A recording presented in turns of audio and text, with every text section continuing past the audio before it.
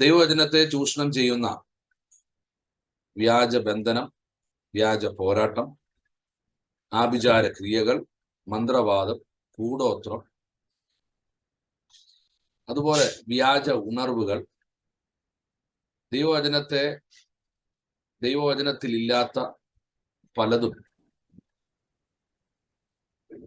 സത്യമെന്ന് പറഞ്ഞ് ജനത്തെ തെറ്റിക്കുന്ന, സത്യ സുവിശേഷത്തിന് വിരോധമായി നിൽക്കുന്നവരെ തിരിച്ചറിയുവാൻ ഈ നാളുകളിൽ ദൈവസഭയ്ക്ക് ആവശ്യമായിരിക്കുമ്പോൾ ഈ ക്ലാസ് നമുക്ക് വളരെ അനുഗ്രഹമായിക്കൊണ്ടിരിക്കുന്നു. അതിനായിട്ട് ഞാൻ ദൈവത്തിന് സ്തോത്രം ചെയ്യുന്നു.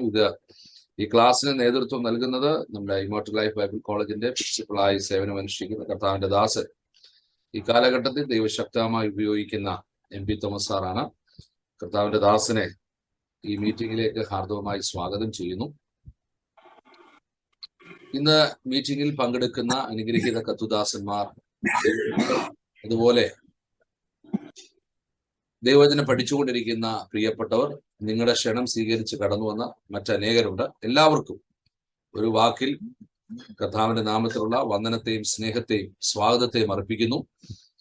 നമ്മൾ ഈ സെക്ഷൻ പ്രാർത്ഥിച്ച് ആരംഭിക്കുവാൻ കർത്താവിൽ ശരണപ്പെടുകയാണ്. നമ്മളെല്ലാവരും ദൈവസന്നിധിയിൽ പ്രാർത്ഥനയോടെ ആയിരിക്കുമെങ്കിൽ ആമേൻ, കർത്താവ് നമ്മുടെ നടുവിൽ വലിയവ ചെയ്യുവാൻ ഇടയായിത്തീരും. കർത്താവിന്റെ ദാസനെ ഈ രാത്രിയിൽ നന്നായി ഉപയോഗിക്കേണ്ടതിന് കർത്താവ് തന്നെ ഭരമേൽപ്പിച്ചിരിക്കുന്ന ദൈവിക സത്യങ്ങൾ നമുക്ക് പഠിപ്പിക്കേണ്ടതിന്, കർത്താവിന്റെ ദാസനെ ദൈവം ഉപയോഗിക്കേണ്ടതിന് നമുക്ക് ഒരുമിച്ച് ഈ സമയത്ത് പ്രാർത്ഥിക്കുമ്പോൾ കർത്താവിന്റെ ദാസൻ AGയുടെ പ്രിസ്ക്രിപ്റ്റർ ആയിരിക്കുന്ന ഫരീദാബാദിലെ ശുശ്രൂഷകൻ പാസ്റ്റർ പ്രമോദ് കുമാർ ഈ സമയത്ത് നമ്മെ പ്രാർത്ഥിച്ച് സഹായിക്കുന്നതായിരിക്കും. നമുക്ക് പ്രാർത്ഥിക്കാം. കാരുണ്യവാനാ ദൈവമേ, പരിശുദ്ധ പിതാവേ, ഈ കാലഘട്ടത്തില് കർത്താവെ അങ്ങയുടെ വചനം പ്രകാരം അങ്ങയുടെ സത്യത്തിൽ നിലനിൽക്കുവാൻ, ആ സത്യത്തെ കർത്താവെ പ്രമാണിക്കുവാൻ, അങ്ങയുടെ രാജ്യത്തിന് വേണ്ടി ഒരുക്കുവാൻ, അങ്ങയുടെ രാജ്യത്തിന് വേണ്ടി ഒരുക്കപ്പെടുവാൻ, അനേകരെ ശിഷ്യരാക്കുവാൻ കർത്താവെ ഇമ്മോർട്ടൽ ലൈഫ് ബൈബിൾ കോളേജിന്റെ നേതൃത്വത്തിൽ അവിടുന്ന് ചെയ്യുന്ന എല്ലാ നല്ല പ്രവൃത്തികൾക്കായി സ്തോത്രം. പ്രത്യേക ഞങ്ങളുടെ പ്രിൻസിപ്പൽ സാറിനായി പ്രാർത്ഥിക്കുന്നു. അദ്ദേഹം മുഖാന്തരം കർത്താവെ ദുരുപദേശങ്ങളെക്കുറിച്ചും അത് ഉപദേശമറിയാതെ ദുരുപദേശത്തെക്കുറിച്ച് ഞങ്ങൾക്ക് മനസ്സിലാക്കുവാൻ സാധ്യമല്ലല്ലോ. വാസ്തവമായും കർത്താവെ അങ്ങയുടെ ദാസനിൽ കൂടി ഇന്ന് കേൾക്കുന്നതായിരിക്കുന്ന തിരുവചനം അത് ഞങ്ങളുടെ ജീവിതത്തിൽ ഓരോരുത്തർക്കും കർത്താവെ, പ്രത്യേകിച്ച് റെക്കോർഡിംഗ് ക്ലാസ്സിൽ കൂടി കേൾക്കുന്നതായ ആയിരങ്ങൾ പതിനായിരങ്ങൾക്ക് ഇന്ന് ക്ലാസ്സിൽ അറ്റൻഡ് ചെയ്യുന്ന ദൈവദാസന്മാർക്ക്, വേദപഠിതാക്കൾക്ക് എല്ലാം അനുഗ്രഹമാകുവാൻ ദൈവത്തിന് പ്രത്യേക വെളിപാടുകളും കർത്താവിൻ്റെതായിരിക്കുന്ന ആഴമായിരിക്കുന്ന തൻ്റെ ദാസൽ കൂടി ദൈവം വെളിപ്പെടുത്തേണ്ടതിനായി ഞങ്ങൾ പ്രാർത്ഥിക്കുന്നു. ആദ്യോടന്തം പരിശുദ്ധാത്മാവ് സകലത്തെയും നിയന്ത്രിക്കണമേ. എല്ലാ ബഹുമാനവും ഞങ്ങളുടെ അർഹപ്പെട്ട കുഞ്ഞാടായ കർത്താവായ യേശു ക്രിസ്തുവിനെ സമർപ്പിച്ചുകൊണ്ട് ക്രിസ്തുയേശു നാമത്തിൽ പിതാവാൻ ദൈവത്തോട് യാചിക്കുന്നത് കേൾക്കണം സ്വർഗ്ഗ പിതാവ്. Amen. Amen. Thank you pastor. കർത്താവ് അനുഗ്രഹിക്കട്ടെ. തുടർന്ന് ക്ലാസ്സുകൾ നടത്തുവാനായി കർത്താവിന്റെ ദാസനെ തുടർന്നുള്ള ശുശ്രൂഷയ്ക്കായി ക്ഷണിക്കുന്നു. കർത്താവ് നമ്മളെ എല്ലാവരെയും അനുഗ്രഹിക്കട്ടെ. Thank you pastor. Price the Lord. കർത്താവായ യേശു ക്രിസ്തുവിന്റെ അതിപരിശുദ്ധമായ നാമം വാഴ്ത്തപ്പെടുമാറാകട്ടെ. സന്നിഹിതരായിരിക്കുന്ന അനുഗ്രഹീതരായ ദൈവമക്കൾ, ദൈവദാസന്മാർ, ILBCയുടെ പഠിതാക്കൾ, അധ്യാപകർ, അതുപോലെ ഇമ്മോർട്ടൽ ലൈഫ് ബൈബിൾ കോളേജിന് ശക്തമായ നേതൃത്വം നൽകുന്ന ഫൗണ്ടർ ആൻഡ് ചെയർമാൻ അനുഗ്രഹീതനായ കർത്താവിന്റെ ദാസൻ പാസ്റ്റർ അജു മാത്യൂസ് ജേക്കബ്, കുടുംബം, മറ്റെല്ലാ പ്രിയപ്പെട്ടവർക്കും യേശു ക്രിസ്തുവിന്റെ നാമത്തിൽ നിസ്തുല്യമായ സ്നേഹവന്ദനം. പതിവ് പോലെ ദൈവസന്നിധിയിൽ ഓൺലൈനിലൂടെ മാറ്റമില്ലാത്ത ദൈവവചനവുമായി ആയിരിക്കാൻ കർത്താവ് ഇടയാക്കിയതോർത്ത് ഞാൻ ദൈവത്തിന് മഹത്വം അർപ്പിക്കുന്നു. വളരെ പ്രാർത്ഥനാപൂർവം എല്ലാവരും ദൈവസന്നിധിയിലായിരിക്കണം. ദൈവത്തിന്റെ ആത്മാവ് വ്യക്തമായി നമ്മോട് സംസാരിക്കണം. ഏത് ആത്മാവിനാൽ ദൈവവചനം എഴുതപ്പെട്ടുവോ അതേ ആത്മാവിനാൽ ഇന്ന് രാത്രിയിൽ ദൈവം നമ്മോട് സംസാരിക്കണം. കഴിഞ്ഞ ചില മാസങ്ങളായി നമ്മൾ സമൃദ്ധിയുടെ സുവിശേഷം ശരിയോ തെറ്റോ എന്നുള്ള കാര്യത്തെക്കുറിച്ച് ചിന്തിച്ചു. വീണ്ടും കഴിഞ്ഞ മാസം നാം ചിന്തിച്ചു ആഭിചാര ചൂഷണത്തെക്കുറിച്ച്. അതിൻ്റെ ഒരു ക്ലാസ് കഴിഞ്ഞു.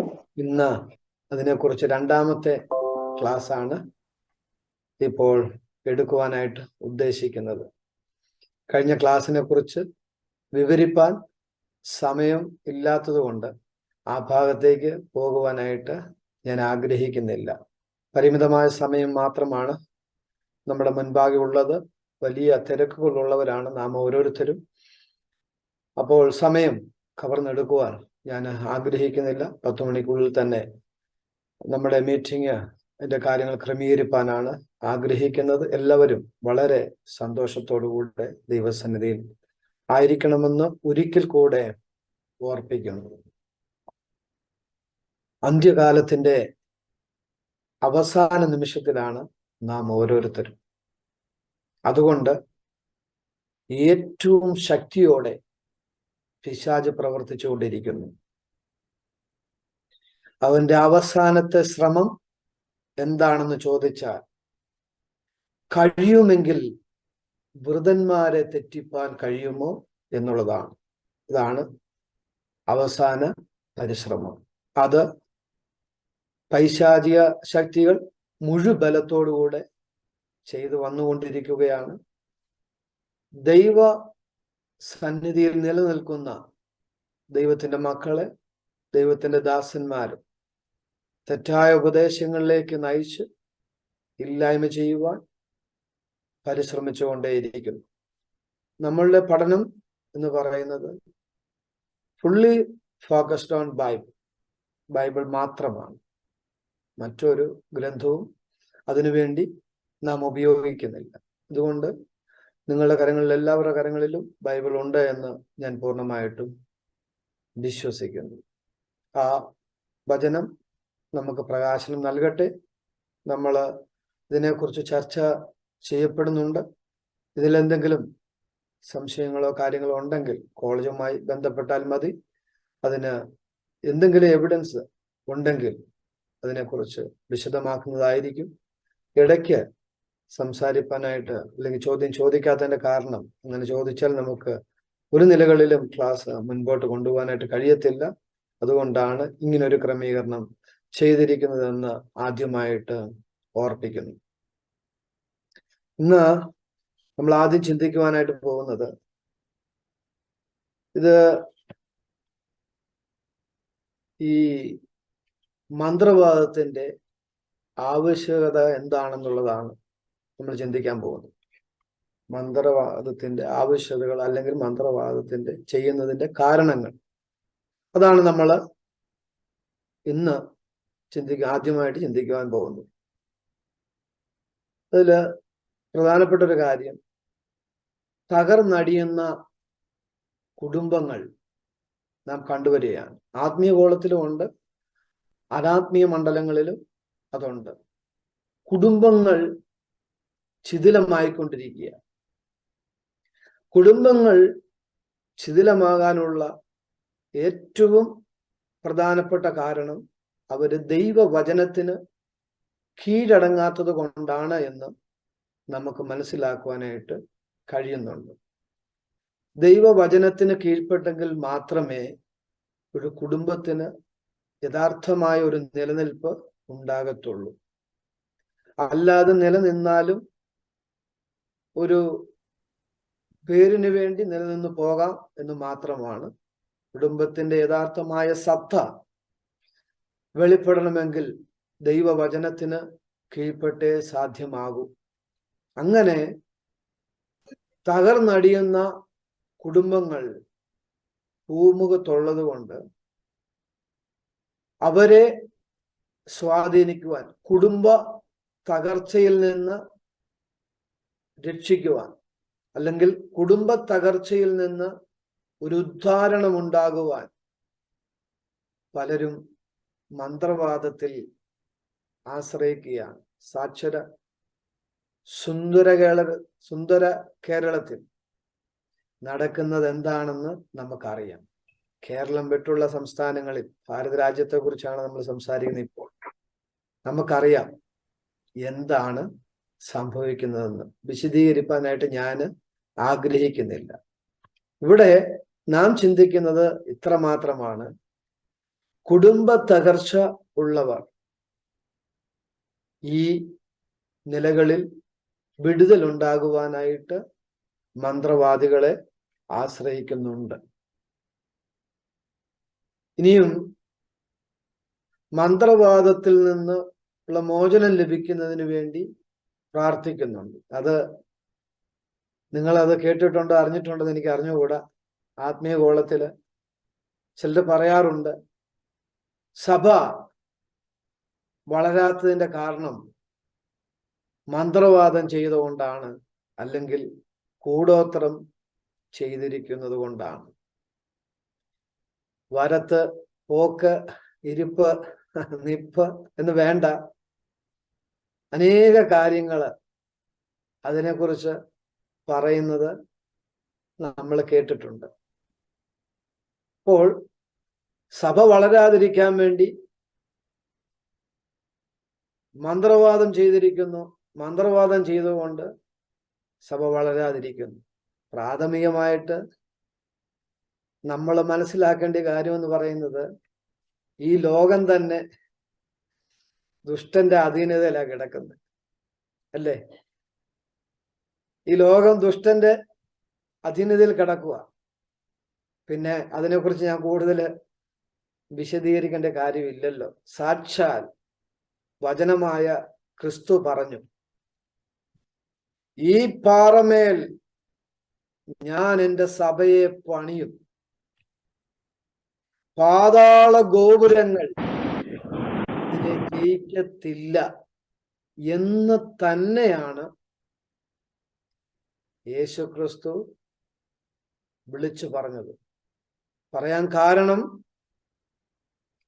ദുഷ്ടശക്തികൾ വ്യാപരിക്കുന്ന, അതിന്റെ മുഴുബലത്തോട് വ്യാപരിക്കുന്ന ഒരു ലോകത്തിലാണ് ഞാൻ എൻ്റെ സഭയെ പണിയുന്നത്.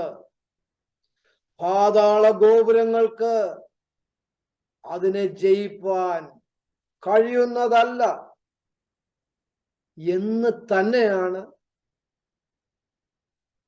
യേശു ക്രിസ്തു പഠിപ്പിച്ചത്. അവിടെ ഒരു ഡൗട്ടിനുള്ള സാധ്യത കൊടുത്തിട്ടില്ല. ഇവിടെ സംശയിക്കേണ്ട കാര്യമേ ഇല്ല. അതുകൊണ്ട് മന്ത്രവാദ ശക്തി കൊണ്ട് ദൈവസഭയുടെ വളർച്ച തകർക്കുവാൻ, തടയുവാൻ കഴിയത്തില്ല എന്ന് സ്പഷ്ടമായി മനസ്സിലാക്കിയിരിക്കേണ്ടതാണ്. അതുപോലെ സാമ്പത്തികമായ ഉയർച്ചയ്ക്ക് വേണ്ടി പലരും മന്ത്രവാദത്തിൽ ആശ്രയിക്കാറുണ്ട്. ബിസിനസ്സുകാരും അതുപോലുള്ള മറ്റു പലരും അതിനുവേണ്ടി പ്രത്യേകമായ കാര്യങ്ങൾ അവർ ക്രമീകരിക്കുന്നുണ്ട്. ചിലരൊക്കെ ചില കല്ലുകളാണ് കൊണ്ട്, ചെറിയ കല്ലുകൾ കടകളിൽ കൊണ്ടുവെക്കാറുണ്ട്. ചില തകിടുകൾ കൊണ്ടുവെക്കാറുണ്ട്. ചില ചെറിയ ചെറിയ രൂപങ്ങൾ അതേ മന്ത്രം ചെയ്ത് ജപിച്ച് കൊണ്ടുവെക്കാറുണ്ട്.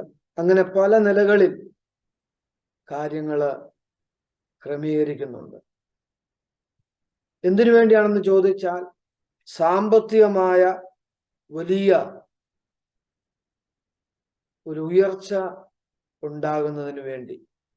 നിങ്ങളിൽ ചിലർക്ക്, അല്ലെങ്കിൽ ഒട്ടുമുഖ്യ പേർക്കും ഇതിനെക്കുറിച്ച് ഒരു അറിവുണ്ടായിരിക്കും. ഇങ്ങനെ ചെയ്യുന്നതിനെ ചിലർക്ക് അറിവില്ലായിരിക്കും.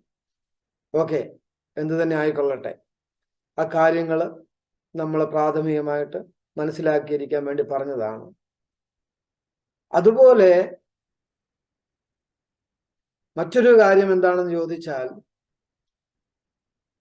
വിവാഹ തടസ്സങ്ങളുണ്ട്.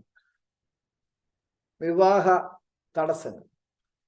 പൈസ കയ്യിലുണ്ട്, സുമുഖനാണ്, സുന്ദരനാണ്, സുന്ദരിയാണ്, എല്ലാ കാര്യങ്ങളും ഉണ്ട്, വിവാഹം നടക്കുന്നില്ല.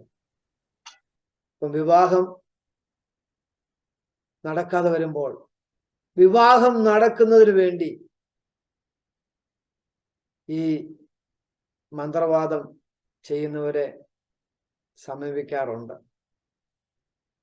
അങ്ങനെ പല വിവാഹങ്ങളും നടന്നിട്ടുണ്ട്. എന്ന് പറഞ്ഞാൽ തടസ്സങ്ങള് മാറണം.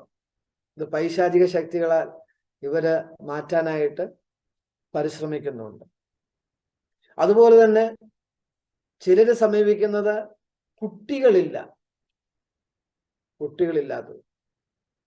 ലോകത്തില് വിവാഹിതരാകുന്ന എല്ലാ പ്രിയപ്പെട്ടവരും ഏറ്റവും കൂടുതൽ ആഗ്രഹിക്കുന്ന ഒരു കാര്യമാണ് ഒരു കുഞ്ഞിനെ, ഒരു പൈതൽ ഉണ്ടാകുക എന്നുള്ളത്. എല്ലാവരും ഒരു സ്വപ്നമാണ്, ആഗ്രഹമാണ്. എന്നാൽ അത് ലഭിക്കാതെ വരുമ്പോൾ അവര് എന്തെന്നില്ലാത്ത അസ്വസ്ഥതയിലേക്ക് പ്രവേശിക്കുന്നു. തന്നിമിത്തം അവർ വേഗത്തിൽ ലക്ഷ്യപ്രാപ്തിയിൽ എത്തുന്നതിന് വേണ്ടി ഈ മന്ത്രവാദ ചൂഷണത്തിൽ അകപ്പെടുന്നുണ്ട്.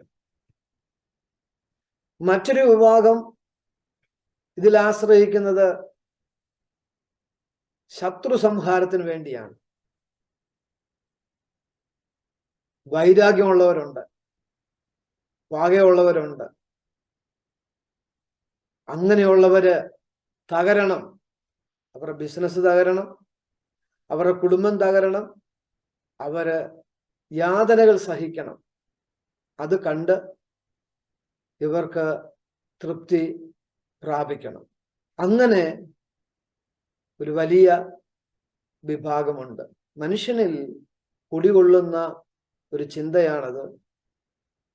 ശത്രുക്കൾക്ക് യാതനകൾ ഉണ്ടാകണം, അതിൽ ഒരു സന്തോഷം, ഒരു സാറ്റിസ്ഫാക്ഷൻ ഹൃദയത്തിനുണ്ടാകണം എന്ന മനുഷ്യ ഹൃദയത്തിൽ ഒരു താല്പര്യമുണ്ട്. അതെല്ലാ മനുഷ്യരിലും ഉണ്ട്. അതിനെ ഈ നിലകളിൽ ചൂഷണം ചെയ്യുന്നു.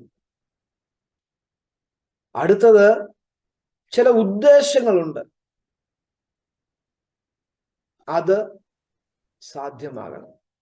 ചിലപ്പോൾ നല്ലതായിരിക്കാം, ചിലപ്പോൾ മോശമായിരിക്കാം. ചില പ്രത്യേകമായ ഉദ്ദേശങ്ങളും സാധ്യമാകുന്നതിന് വേണ്ടി മന്ത്രവാദികളെ സമീപിക്കുന്നുണ്ട്. അതിനുള്ള ഓരോന്നിനും ഓരോ പൂജ കർമ്മങ്ങളാണ്. 21-ാം നൂറ്റാണ്ടിൽ ഇത് സംഭവിക്കുന്നുണ്ടോ എന്ന് ചോദിച്ചാൽ ഒരു കുഴപ്പവുമില്ലാതെ ഈ കാര്യങ്ങൾ ഇപ്പോഴും സംഭവിച്ചുകൊണ്ടിരിക്കുകയാണ്. അടുത്ത ഒരു പ്രധാനപ്പെട്ട കാര്യം എന്ന് പറയുന്നത് ശാപത്തിൽ നിന്നുള്ള മോചനം, ശാപം മാറ്റണം. കൂടെ കൂടെ മരണം, കൂടെ കൂടെ പരാജയങ്ങള്, കൂടെ കൂടെ വേദനകള്, രോഗങ്ങള്, അങ്ങനെ ശാപത്തിൽ അടിമപ്പെട്ടിരിക്കുന്ന വ്യക്തികള് ശാപ മോചനം പ്രാപിക്കുന്നതിന് വേണ്ടി മന്ത്രവാദികളെ സമീപിക്കുന്നു. ഇങ്ങനെ ഞാൻ ചില കാര്യങ്ങൾ എടുത്തു പറഞ്ഞു എന്ന് മാത്രമേ ഉള്ളൂ, നമ്മുടെ ഈ പഠനത്തോടുള്ള ബന്ധത്തിൽ ഒന്ന് മനസ്സിലാക്കിയിരിക്കുന്നതിന് വേണ്ടി. ഇങ്ങനെ പല കാര്യങ്ങൾക്ക് വേണ്ടിയാണ് ഈ പൈശാചികമായ ശക്തിയുടെ സേവയിലേക്ക് മനുഷ്യര് പോകുവാനായിട്ട് ആഗ്രഹിക്കുന്നത്. കൃപയാൽ ഈ സത്യങ്ങളെ തിരിച്ചറിയാനുള്ള ഭാഗ്യം നമുക്കുണ്ടായി. കഴിഞ്ഞ ചില മാസങ്ങൾക്ക് മുൻപ് നാം കേട്ടു, ലോകം ഞെട്ടിത്തരിച്ചുപോയി. ഇലന്തൂരിൽ നടന്ന നരഹത്യ. നമ്മുടെ സുന്ദരമായ ഗോഡ്സ് ഓൺ കൺട്രിയിൽ നടന്ന ഹീനമായ കാര്യം, പ്രത്യേകിച്ചും പത്തനംതിട്ട ജില്ലയിൽ സംഭവിച്ച ക്രൂരകൃത്യം. നാം എല്ലാം അധിവസിക്കുന്ന, ദൈവത്തെ ആരാധിക്കുന്ന ഏറ്റവും മനോഹരമായ ദേശത്ത് നടന്ന കൊടും ക്രൂരത കേട്ടതിൻ്റെ നടുക്കം ഇതുവരെയും നമുക്ക് മാറിയിട്ടില്ല. ഇതുപോലെ തെളിയിക്കപ്പെടാത്ത, അറിയാത്ത എത്രയോ കൊലപാതകങ്ങൾ ഇതിൻ്റെ പേരിൽ സംഭവിച്ചിട്ടുണ്ട്. ഒരുപക്ഷെ നമ്മിൽ പലരും ചിന്തിക്കാം, ഇത് അറിവില്ലാത്തവരിലാണ് സംഭവിക്കുന്നതെന്ന്. എന്നാൽ ഏറ്റവും അറിവുള്ള, പ്രഗത്ഭന്മാരായ, നല്ല ഡിഗ്രികളുള്ള, ഉന്നതമായ നിലകളിൽ ജോലി ചെയ്യുന്ന പ്രിയപ്പെട്ടവർ പോലും ഈ ക്രൂര വിനോദങ്ങൾക്ക് അടിമപ്പെട്ടുകൊണ്ടിരിക്കുന്നതായി നാം കണ്ടുവരുന്നു. എത്രയോ മൃഗീയമാണ്, എത്രയോ വേദനാജനകമാണ്. അപ്പോൾ ഇങ്ങനെയുള്ള ഈ തലമുറയിൽ ഈ ജനത്തെ രക്ഷിക്കുവാൻ, ഈ അന്ധവിശ്വാസത്തെ പൊട്ടിച്ചു കളയുവാൻ വിശുദ്ധ ബൈബിളിനല്ലാതെ മറ്റൊരു ഗ്രന്ഥത്തിന് കഴിയത്തില്ല എന്ന് കാലഘട്ടം തെളിയിച്ചിരിക്കുന്നു. നരഭോജികളെ മനുഷ്യസ്നേഹികളാക്കി മാറ്റി, പൈശാചിക ചിന്തകളിൽ അകപ്പെട്ടിരുന്ന വ്യക്തി ജീവിതങ്ങളെ സത്യത്തിന്റെ വെളിച്ചത്തിലേക്ക് കൊണ്ടുവന്ന് സാധാരണ പ്രകാശമല്ല, അത്ഭുത പ്രകാശം പകർന്നു കൊടുത്ത ഏക ഗ്രന്ഥം വിശുദ്ധ ബൈബിളാണ്. ആ ബൈബിളിന്റെ, വിശുദ്ധ ഗ്രന്ഥത്തിന്റെ വാക്താക്കളാണ് നാം ഓരോരുത്തരും. ഒരുപക്ഷെ നമുക്കിതിന്റെ ശക്തിയെക്കുറിച്ചും, ഇതിന്റെ ആവാഹനത്തെക്കുറിച്ചും, ഇതിന്റെ പ്രവർത്തനത്തെക്കുറിച്ചും അതിന്റെ ശക്തിയോടെ വെളിപ്പെടുത്തുവാനായിട്ട് കഴിയുന്നുണ്ടോ എന്ന് ഈ ക്ലാസ്സിൽ പരിശോധിക്കേണ്ടതായിട്ടുണ്ട്. ദുഃഖത്തോട് പറയട്ടെ, ഇതിനെക്കുറിച്ച് ശക്തിയുക്തം പറയേണ്ടിയ ദൈവസഭ, ദൈവമക്കൾ അനേകരും ഇതിനെ ഭയപ്പെട്ട് ജീവിക്കുന്ന കാഴ്ചയാണ് കാണുവാനായിട്ട് കഴിയുന്നത്. ഇത് പല നിലകളിലാണ് ഇതിന്റെ വിനോദങ്ങൾ നടക്കുന്നത്. ഇത് എന്തെങ്കിലും സാധനങ്ങൾ കൊണ്ട് കുഴിച്ചിടുക, അത് കഴിഞ്ഞ് പുറത്തെടുക്കുക. ചില വർഷങ്ങൾക്ക് മുൻപ് ഒരു സ്ഥലത്ത് കുറെ തകിട് കൊണ്ട് കുഴിച്ചിട്ടു. ഒരാൾക്ക് പ്രത്യേകമായ വെളിപ്പാടുണ്ടായി. ആ വെളിപ്പാടിനനുസരിച്ച് പിക്കാക്സ് എടുത്തോണ്ട് വരാൻ പറഞ്ഞു. എടുത്തോണ്ട് വന്നു. കുഴിച്ചു നോക്കിയപ്പോൾ സാധാരണ തകിടല്ല, ആ കുടുംബത്തിലുള്ളവരുടെ പേരെഴുതിയ തകിട് അവിടെ കുഴിച്ചിട്ടിരിക്കും. ഇത് കണ്ടപ്പോൾ പ്രത്യേകമായ ചിലര് മാത്രം വിളിച്ചു വരുത്തി. അവരിത് കണ്ടപ്പോൾ ഞെട്ടി ആത്മാവിൽ ആരാധിച്ചു. എവിടെ ഏതാണെന്ന് ചോദിക്കരുത്. പുറത്തെടുത്തു, ആരാധിച്ച ഒരു വിധത്തിൽ അതിന്റെ കാര്യങ്ങൾ അവിടെ ക്രമീകരിച്ചു. ഒരാൾക്ക് ഒരല്പം സംശയം തോന്നി ഈ ആക്രസ് കണ്ടപ്പോൾ. അദ്ദേഹം ചെറുതായിട്ട് ഒരു അന്വേഷണം ആരംഭിച്ചു. അധിക നാൾ താമസിക്കുന്നതിന് മുൻപ് ആ അന്വേഷണത്തിന്റെ പൂർത്തീകരണത്തിലെത്തി. അന്വേഷണത്തിന്റെ അവസാന ഭാഗം ഇതാണ്: ഇത് എടുത്ത ആള് തന്നെയാണ് കുഴിച്ചിട്ടത്. ഈ കാര്യം ക്രമീകരിച്ചിരിക്കുന്ന ഏലപ്പാറ എന്ന് പറയുന്ന ഒരു സ്ഥലത്തു നിന്നാണ്. ഞാനും ആ ദേശക്കാരനാണ്. കണ്ടോ? ഇതുപോലെ നൂറുകണക്കിന് സംഭവങ്ങള് പറയുവാനായിട്ടുണ്ട്. പാവപ്പെട്ട ദൈവമക്കൾ ഇതറിയുന്നില്ല. അവരിതറിയാതെ അവർ ഭയപ്പെട്ടുകൊണ്ടിരിക്കുകയാണ്. അപ്പോൾ തകിട് കേന്ദ്രീകരിച്ച് ഇങ്ങനെ കാര്യങ്ങൾ നടക്കുന്നു. ഇപ്പോൾ ഒരാള് വഴിയെ പോവുക, ഒരു തകിട് നമ്മുടെ പറമ്പിലോട്ട് എറിഞ്ഞു. നമ്മുടെ അവസ്ഥ ഒന്ന് ചിന്തിച്ചു നോക്കിയേ, തകർന്നു പോവുകയല്ലേ. പിന്നെ എന്തെല്ലാം കാര്യങ്ങൾ അതിനുവേണ്ടി ക്രമീകരിക്കുന്നത്. ആരും വഞ്ചിക്കപ്പെടരുത്. മറ്റൊരു സ്ഥാനത്ത് ഒരാള് ഒരു വീട്ടിൽ കടന്നു വന്ന് സംസാരിച്ചിട്ട് സന്തോഷിച്ചിട്ട് പെട്ടെന്ന് ധൃതി വെച്ച് ചാടി ബസ്സിൽ കയറിപ്പോയി.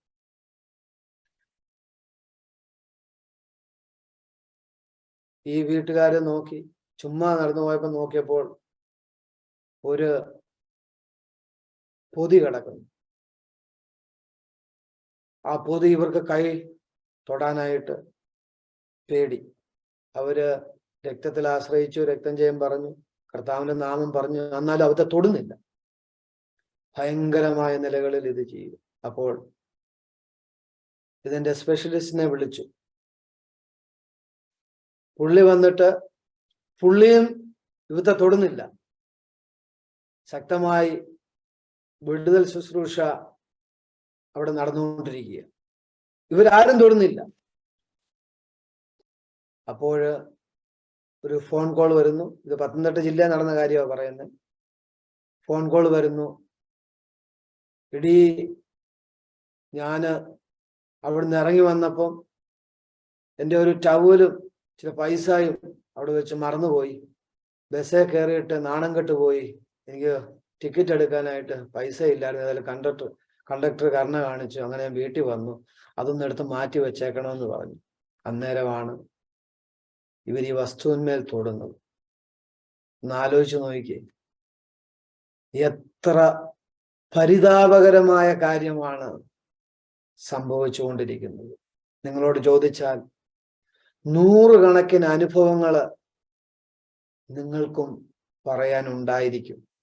ഓക്കെ, അത് എപ്പോഴെങ്കിലും അവസരമുണ്ടെങ്കിൽ നമുക്കതിനെക്കുറിച്ച് സംസാരിക്കാം. അങ്ങനെ അനേക കാര്യങ്ങൾ നടക്കുന്നു. ഇനിയും അടുത്തൊരു കാര്യമാണ്, ഇന്നത് ചെയ്തിരിക്കുന്നത് കൊണ്ട് 3 പെട്ടി ഞാൻ കാണുന്നു. 3 പെട്ടി ഞാൻ കാണുന്നു. അത് മാത്രമല്ല, 4ാമത്തെ പെട്ടി ഉണ്ടാക്കിക്കൊണ്ടിരിക്കുന്നു. അതിനെന്ത് പരിഹാരം ചെയ്യണം? പരിഹാരമുണ്ട്. പരിഹാരത്തെ കുറിച്ച് ഞാൻ പറയുന്നില്ല. ആർക്കും പേടിയ. ഞാൻ പറഞ്ഞത് സാധാരണ ബ്രീഫ് കേസിനെ കുറിച്ചല്ല പറഞ്ഞത്, ശവപ്പെട്ടിയെ കുറിച്ചാണ്.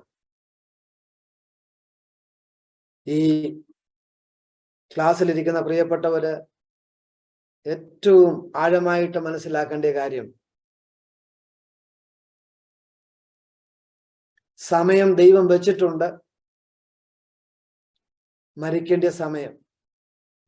മരണത്തിൽ നിന്നുള്ള നീക്കുപോക്കുകൾ സർവശക്തനായ ദൈവത്തിനല്ലാതെ മറ്റാർക്കും ഇല്ല. ഒരു ഓക്സിജനും അതിനെ നിയന്ത്രിക്കാൻ പറ്റത്തില്ല, ഹൈഡ്രജനും പറ്റത്തില്ല. അത് ദൈവം കൃത്യമാക്കി വെച്ചിട്ടുണ്ട്. ആ സമയത്ത് ഇവിടുന്ന് പോകേണ്ടി വരും. ഈർച്ചവാളുകളും കൊടുവാളുകളും അതുപോലുള്ള എല്ലാ വടിവാളുകളും കണ്ടിട്ടും അതിന്റെ മുൻപിൽ ചിരിച്ചുകൊണ്ട് മുൻപോട്ട് നടന്നു നീങ്ങിയവരാണ് ദൈവസഭ. അങ്ങനെയുള്ള ദൈവമക്കൾ ഏതെങ്കിലും എവിടെയെങ്കിലും കറുത്ത പെട്ടി കണ്ട് ഭയപ്പെടുന്നവരല്ല. പെട്ടിയിൽ കയറുന്നതിനു മുൻപേ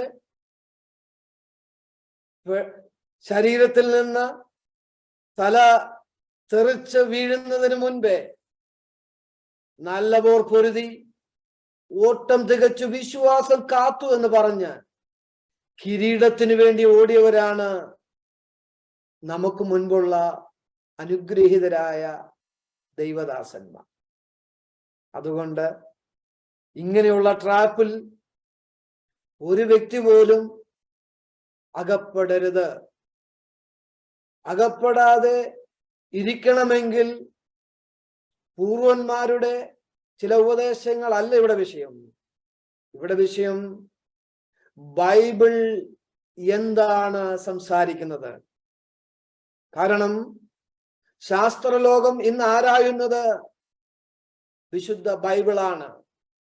നിരീശ്വരവാദികൾ ഇന്ന് ആരായുന്നത് വിശുദ്ധ ബൈബിളാണ്. മതവിശ്വാസികൾ ഇന്ന് ആരായുന്നത് വിശുദ്ധ ബൈബിളാണ്. അങ്ങനെയെങ്കിൽ ദൈവമക്കൾ ബൈബിൾ ആരായുന്നതിൽ എന്തെങ്കിലും തെറ്റുണ്ടോ?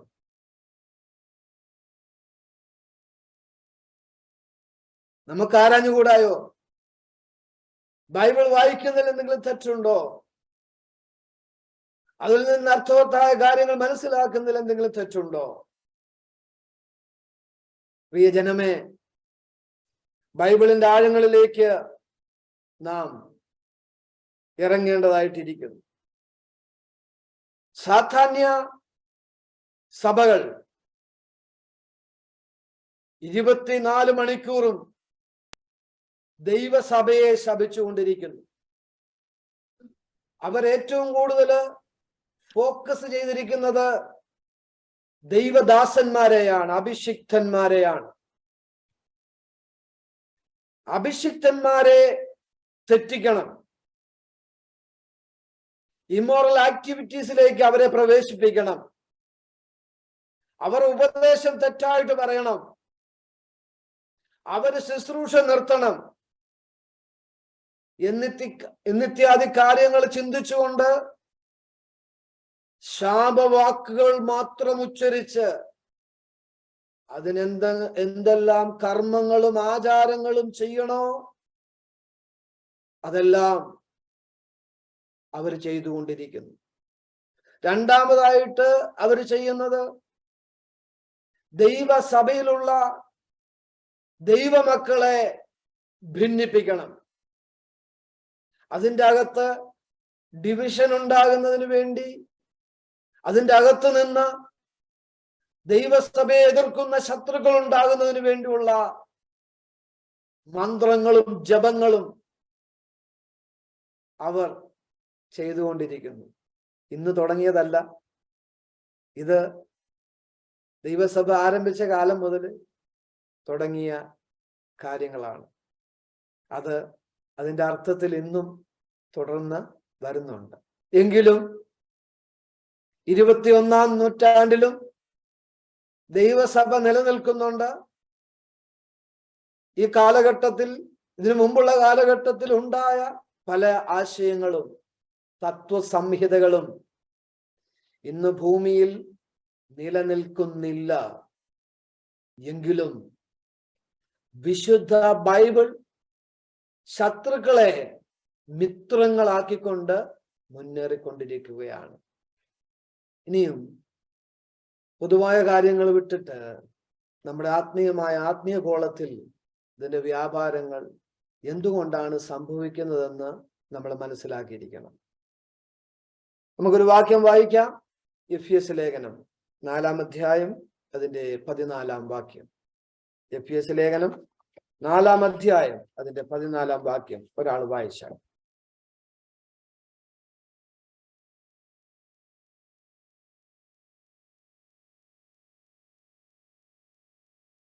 ആരെങ്കിലും ഒരാൾ വായിച്ചാൽ. അങ്ങനെ നാം ഇനി മനുഷ്യരുടെ ചതിയാലും ഉപായത്താലും തെറ്റിച്ചു കളയുന്ന തന്ത്രങ്ങളിൽ കുടുങ്ങിപ്പോകുവാൻ തക്കവണ്ണം ഉപദേശത്തിന്റെ ഓരോ കാറ്റിനാൽ അലഞ്ഞു വിടുന്ന ശിശുക്കൾ ആയിരിക്കാതെ സ്നേഹത്തിൽ സത്യം സംസാരിച്ചുകൊണ്ട് ക്രിസ്തു എന്ന തലയോളം സകലത്തിലും വളരുവാൻ ഇടയാകും. പൈശാചിക തന്ത്രങ്ങളിലും മാനുഷിക തന്ത്രങ്ങളിലും കുടുങ്ങരുത്. ഉപദേശത്തിന്റെ ഓരോ കാറ്റിനാൽ അലഞ്ഞുഴലുന്ന ശിശുക്കളെ പോലെ ആകാതെ ഇരിക്കുന്നതിന് വേണ്ടിയാണ് 5 ശുശ്രൂഷ വൃന്ദങ്ങളെ ദൈവം സ്ഥാപിച്ചിരിക്കുന്നത്. എങ്കിലും ശുശ്രൂഷയ്ക്ക് കീഴ്പ്പെടാതെ പിന്നെയും പൈശാചികമായ ചിന്തകളിലേക്ക് മാറുന്ന പ്രിയപ്പെട്ടവർ, ദൈവവചനത്തിന് വില കൽപ്പിക്കാതെ ദൈവവചനത്തെ നിസ്സാരമാക്കി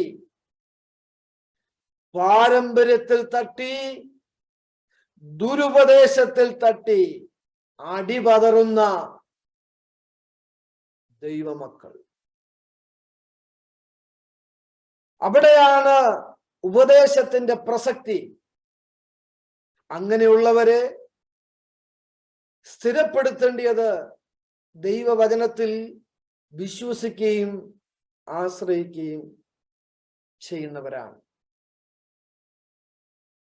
ഈ അന്ധകാരത്തിന്റെ ശക്തി, ഈ ആഭിചാര ശക്തി ഉണ്ടോ എന്ന് നാം പരിശോധിക്കണം. ആദ്യം ചിലർ പറയുന്നത് ഇതൊക്കെ വെറും കള്ളമാണ്. ഇത് മാത്രമല്ല, ചിലർ പറയുന്നത് ദൈവം ഉണ്ടെന്ന് പറയുന്നത് പോലും കള്ളമാണെന്നാ പറയുന്നത്. പിശാചുണ്ടെന്ന് പറയുന്നതും കള്ളവാന്നാ പറയുന്നത്. ആഭിചാര ശക്തി ഉണ്ടെന്ന് പറഞ്ഞാൽ അതും കള്ളവാന്നാ പറയുന്നത്. അവരുടെ ദൃഷ്ടിയിൽ അങ്ങനെ തോന്നുന്നത്. അവർക്ക് അങ്ങനെ തോന്നട്ടെ. അതുകൊണ്ട് എല്ലാവർക്കും അങ്ങനെ തോന്നണമെന്നില്ലല്ലോ. വിശുദ്ധ ബൈബിൾ ആഭിചാരത്തെ കുറിച്ച് എന്താണ് പറഞ്ഞിരിക്കുന്നത്? പുതിയ നിയമത്തിൽ അതിനെക്കുറിച്ച് എന്തെങ്കിലും സ്പർശനങ്ങൾ ഉണ്ടോ?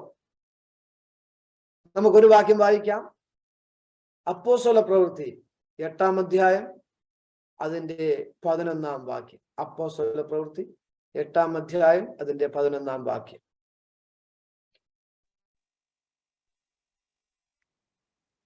ഇവൻ ആഭിചാരം കൊണ്ട് ഏറിയകാലം അവരെ ഭ്രമിപ്പിക്കിയാൽ അത്രേ അവർ അവനെ ശ്രദ്ധിച്ചത്. എന്നാൽ ദൈവരാജ്യ മതി. ആഭിചാരം കൊണ്ട് ജനത്തെ ഭ്രമിപ്പിക്കുകയാണ്. അപ്പൊ അങ്ങനെ ഒരു സംഭവം അവിടെ നടന്നു. ജനം ഭയപ്പെടുകയാണ്. ഈ വ്യക്തി ഈ ശക്തി ഉപയോഗിച്ച് ദുഷ്ടതകൾ ചെയ്യും, എന്തു വേണമെങ്കിലും ചെയ്യാം. അതുകൊണ്ട് ഈ പൈശാചിക ശക്തിയിൽ നമുക്ക് ആശ്രയിക്കണം. അനേകര് ഈ ശക്തിയിൽ ആശ്രയിച്ചു. അവർ ഭ്രമിച്ചു. ഒരു വല്ലാത്ത അന്തരീക്ഷത്തിൽ അവരായിരിക്കുന്നു. ആഭിചാരം കൊണ്ട് ജനത്തെ ഭ്രമിപ്പിക്കുവാനായിട്ട് കഴിയും.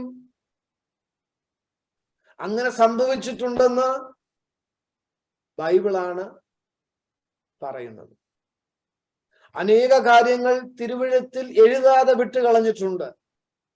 യേശു ക്രിസ്തു, അപ്പോസ്തലന്മാര്, ദൈവസഭ ചെയ്ത എല്ലാ കാര്യങ്ങളും ആദ്യോടന്തം വിശുദ്ധ തിരുവെഴുത്തിൽ രേഖപ്പെടുത്തിയിട്ടില്ല. അതിന്റെ ആവശ്യമില്ല. അത് പരിശുദ്ധാത്മാവിന് അങ്ങനെ തോന്നി. എന്നാൽ ഈ ഭാഗം വിട്ടുകളയുവാൻ പരിശുദ്ധാത്മാവിന് തോന്നിയില്ല. കാരണം ഈ ഭാഗം പ്രസക്തമാണ്, അത് ആവശ്യമെന്ന് പരിശുദ്ധാത്മാവിന് തോന്നി. അപ്പോൾ വേദപുസ്തകത്തിൽ കൂട്ടിച്ചേർക്കപ്പെട്ടിരിക്കുന്നത് കാലഘട്ടങ്ങൾക്ക് ആവശ്യമുള്ള കാര്യമാണ്. അതിപ്രാധാന്യം അർഹിക്കാത്ത കാര്യങ്ങൾ അതിൽ കൂട്ടിച്ചേർക്കപ്പെട്ടിട്ടില്ല. കൂട്ടിച്ചേർക്കപ്പെട്ടത് മുഴുവനും അതിപ്രാധാന്യം അർഹിക്കുന്ന കാര്യമാണ്. അതിൽ ആഭിചാരവും കടന്നു വന്നിരിക്കുന്നു.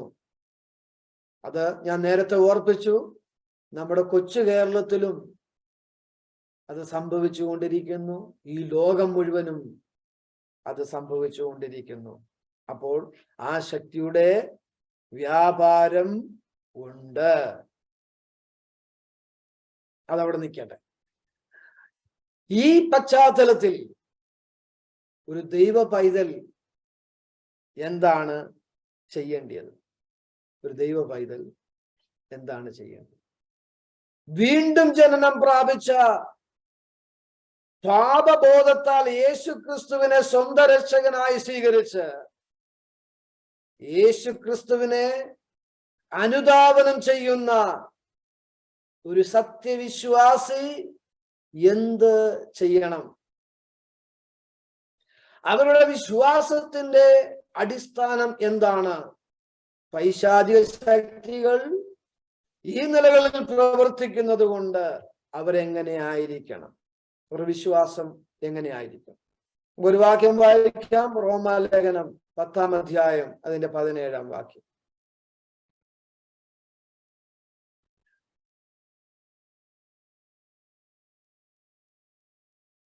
ആകയാൽ വിശ്വാസം കേൾവിയാലും കേൾവി ക്രിസ്തുവിന്റെ വചനത്താലും വരുന്നു. ആകയാൽ വിശ്വാസം കേൾവിയാലും കേൾവി ക്രിസ്തുവിന്റെ വചനത്താലും വരുന്നു. ചില വേർഷനിൽ ദൈവവചനത്താലുന്നുണ്ട്, ചിലത് ക്രിസ്തുവിന്റെ വചനത്താലുന്നുണ്ട്. കൂടുതൽ ആപ്ലിക്കബിൾ ആയിട്ട് വരുന്നത് ക്രിസ്തുവിന്റെ വചനം എന്നാണ്. കാരണം അതാണ് നമ്മുടെ സെൻട്രൽ പോയിന്റ്. ക്രിസ്തുവിന്റെ വചനമാണ് അത്. യേശു ക്രിസ്തു പറഞ്ഞു, എന്റെ രക്തത്തിൽ പുതിയ നിയമമാകുന്നു, പുതിയ നിയമമാകുന്നു. യേശു ക്രിസ്തുവിന്റെ വചനത്തിൽ നിന്ന് നമ്മുടെ വിശ്വാസം ഉത്ഭവിക്കണം. ഇത് പറയാനുള്ള കാരണം പ്രധാനമായിട്ട് 2 നിലകളിലാണ് പ്രമാണം വന്നിരിക്കുന്നത്. അതിലൊന്ന് മോശ മുഖാന്തരം ലഭിച്ച ന്യായപ്രമാണമാണ്. പിന്നെ അടുത്ത പ്രമാണം വന്നിരിക്കുന്നത് കർത്താവായ യേശു ക്രിസ്തു മുഖാന്തരമാണ്. ഇതെല്ലാം കൂടെ കൂട്ടിക്കുഴച്ച് ഒരു പരുവത്തിലാക്കരുത് എന്ന് വിശുദ്ധ അപ്പോസ്തലന്മാർ നമ്മളോട് ശക്തമായിട്ട് പറഞ്ഞിട്ടുണ്ട്. കർത്താവായ യേശു ക്രിസ്തുവും പറഞ്ഞിട്ടുണ്ട്. ഇത് വല്ലാതെ മിക്സ് ചെയ്ത് വെച്ചാൽ അവസാനം സംഭവിക്കുന്നത് തുരുത്തി വരെ പൊളിഞ്ഞു പോകും. അതാണ് ഇതിൻ്റെ അകത്തെ പ്രശ്നം എന്ന് പറയുന്നത്. അതുകൊണ്ട് യേശു ക്രിസ്തുവിന്റെ വചനം ഏറ്റവും ശ്രേഷ്ഠമായി ഐശ്വര്യമായി പരിപാലിക്കേണ്ടത് സത്യസഭയാണ്. അതുകൊണ്ട് പഴയ നിയമം ഉപേക്ഷിക്കണം, കത്തിച്ചു കളയണം, അത് വേണ്ട എന്ന് ആരും ചിന്തിക്കണ്ട. അതും വേണ്ടിയത് തന്നെയാണ്. ആവശ്യത്തിന് അത് ഉപയോഗിക്കേണ്ടതായിട്ടും വരും. അതുകൊണ്ട് ആരും തെറ്റിദ്ധരിക്കരുത്. എന്നാൽ നാം അനുവർത്തിക്കേണ്ട നിയമം എന്ന് പറയുന്നത് പുതിയ നിയമമാണ്.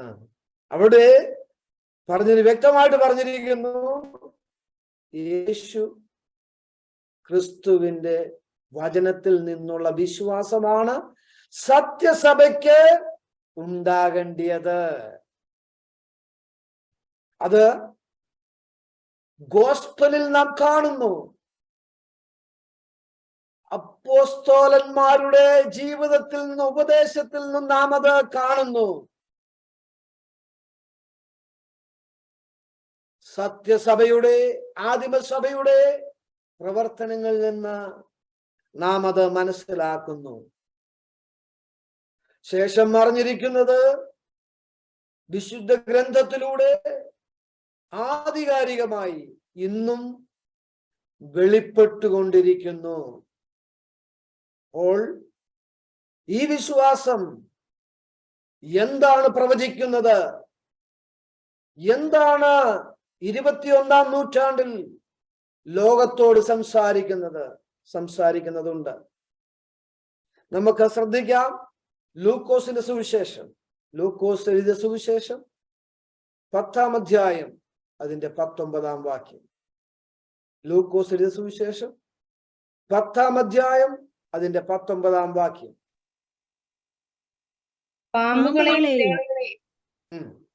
പാമ്പുകളെയും തേളുകളെയും ശത്രുവിന്റെ സകല ബലത്തെയും ചവിട്ടുവാൻ ഞാൻ നിങ്ങൾക്ക് അധികാരം തരുന്നു. ഒന്നും നിങ്ങൾക്ക് ഒരിക്കലും ദോഷം വരുത്തുകയുമില്ല. അതാണ് പ്രശ്നം. നിങ്ങൾക്ക് ഞാൻ അധികാരം നൽകുകയാണ് പാമ്പുകളെയും തേളുകളെയും ചവിട്ടാൻ. അല്ലേ? നിങ്ങൾ ആരെങ്കിലും ഇന്നുവരെ പാമ്പിനെ ചവിട്ടിയിട്ടുണ്ടോ? പാമ്പിനെ ഒന്നും പോയി ആരും ചവിട്ടിയേക്കരുത്. അതല്ല ഇവിടെ ഉദ്ദേശിച്ചിരിക്കുന്നത്. തേളിനെ പോയി ചവിട്ടണമെന്നല്ല ഇവിടെ ഉദ്ദേശിച്ചിരിക്കുന്നത്.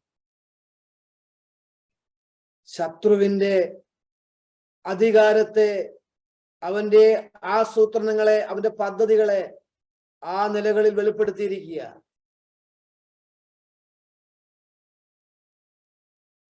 അതിനെ നിങ്ങൾ ചവിട്ടണം. ആ വാക്യം ഒന്നുകൂടെ വായിക്കണം. പാമ്പുകളെയും തേളുകളെയും ശത്രുവിന്റെ സകല ബലത്തെയും ചവിട്ടുവാൻ ഞാൻ നിങ്ങൾക്ക് അധികാരം തരുന്നു. ഒന്നും നിങ്ങൾക്ക് ഒരിക്കലും ദോഷം വരുത്തുകയുമില്ല. നിങ്ങൾ ചവിട്ടണം. നിങ്ങൾ അതിനെ പൂജിക്കേണ്ടിയവരല്ല, നിങ്ങൾ അതിനെ ആരാധിക്കേണ്ടിയവരല്ല,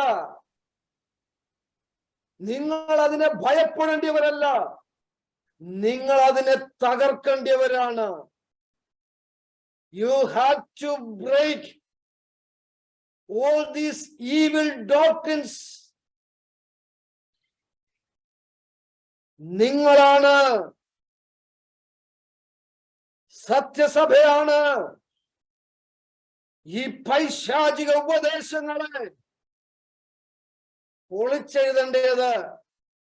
സത്യസഭയെ, നിങ്ങൾക്ക് ഭയമുണ്ടോ? യേശു ക്രിസ്തു വ്യക്തമായി പറഞ്ഞു, ഒരു ദോഷവും ഒരിക്കലും നിങ്ങൾക്ക് അതിന് ചെയ്യുവാൻ കഴിയത്തില്ല. നിങ്ങളെ ഒരു നിലകളിലും തൊടാൻ കഴിയത്തില്ല. ഒരു ദോഷവും ഒരിക്കലും നിങ്ങളെ ചെയ്യുവാൻ കഴിയത്തില്ല. കാരണം അത് ഞാൻ അനുവദിക്കത്തില്ല.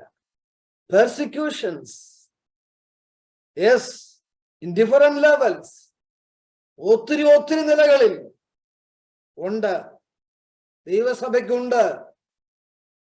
അത് നേരിടേണ്ടതായിട്ട് വരും. എന്നാൽ ഈ ദുഷ്ടശക്തിയുടെ ഈ നിലകളിലുള്ള വ്യാപാരം നിങ്ങളെ തൊടത്തില്ല. അത് മാത്രമല്ല, നിങ്ങൾ ഇതിനെ ചവിട്ടണം. നിങ്ങൾ ഇതിനെ ചവിട്ടുമ്പോഴാണ് ഇതിനെ ഭയപ്പെട്ട് നിൽക്കുന്നവർ വിടുതൽ അനുഭവിച്ച് സത്യത്തിലേക്ക് കടന്നു വരുന്നത്. നിങ്ങൾ ഭയപ്പെട്ടാൽ അത് സുവിശേഷത്തിന് ലജ്ജയാണ്.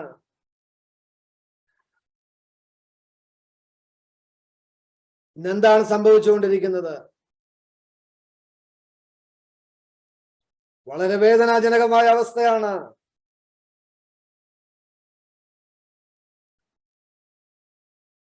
പൈശാചിക തന്ത്രങ്ങളെ, ആഭിചാര ക്രിയകളെ കണ്ട് വിറങ്ങലിച്ച് ഭയപ്പെട്ട് ഏത് നിലകളിൽ എന്ത് ചെയ്യണമെന്നറിയാതെ ഉപദേശത്തിന്റെ ഓരോ കാറ്റിനാൽ അലഞ്ഞുകൊള്ളുന്ന ഒരു വലിയ സമൂഹത്തെ അല്ലേ നാം ദർശിച്ചു വരുന്നത്? ഒരു വാക്യം കൂടെ വായിച്ചിട്ട് ഞാൻ ആ ഭാഗം അവിടെ അവസാനിപ്പിക്കാൻ ആഗ്രഹിക്കുന്നു. ലൂക്കോസിന്റെ സുവിശേഷം 22-ാം അധ്യായം 31-ാം വാക്യം.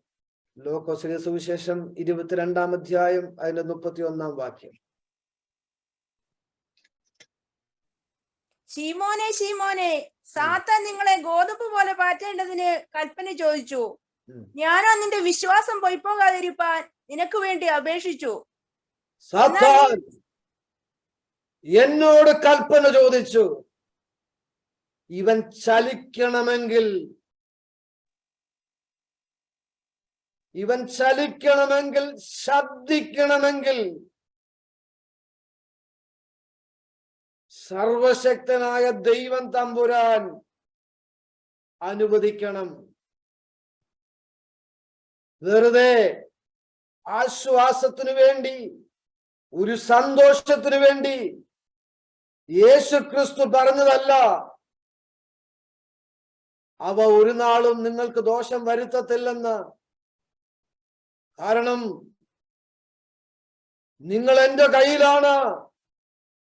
നിങ്ങളെ എന്റെ കയ്യിൽ ഏൽപ്പിച്ചിരിക്കുന്ന പിതാവ് എല്ലാറ്റിലും വലിയവനാണ്. എന്റെ കയ്യിൽ നിന്ന്, പിതാവിന്റെ കയ്യിൽ നിന്ന് പിടിച്ചു പറിക്കുവാൻ ആർക്കും സാധ്യമല്ലെന്ന് ആരും അറിഞ്ഞില്ലെങ്കിലും സത്യസഭ അറിയണം.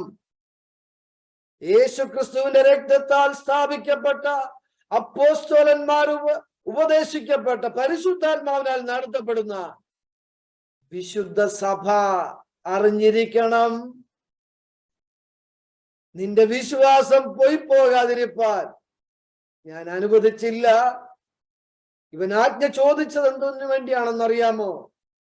ഗോതമ്പ് മണി പോലെ പാറ്റുന്നതിന് വേണ്ടിയാണ്. ഇൻ ദ പാസ്റ്റ് ഇവൻ കുറെ പേരെ പാറ്റിയിട്ടുണ്ട്.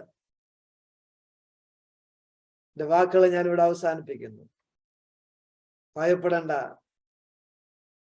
ജീവനുള്ള വചനം ദൈവം നമുക്ക് നൽകിയിട്ടുണ്ട്.